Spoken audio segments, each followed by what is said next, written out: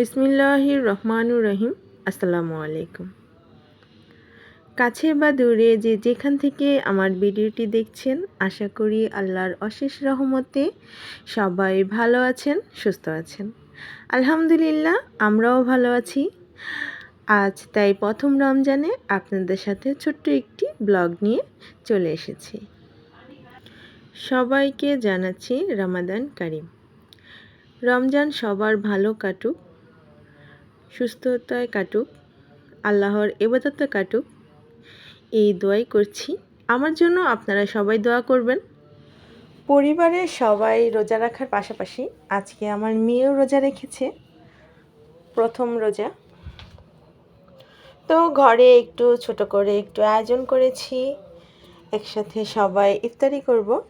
আলুর চপ, বেগুনি, পেঁয়াজু, ডিম চপ, বুট আর কিছু ফল ছিল, জিলিপি, শরবত।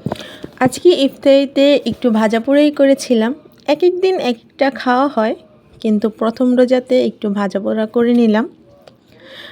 আর সবাই আল্লাহ তাআলার কাছে মুনাজাত করে তারপর ইফতার করতে বসে পড়লাম। ভিডিওটি ভালো লাগলে লাইক করে দিবেন। আল্লাহ হাফেজ।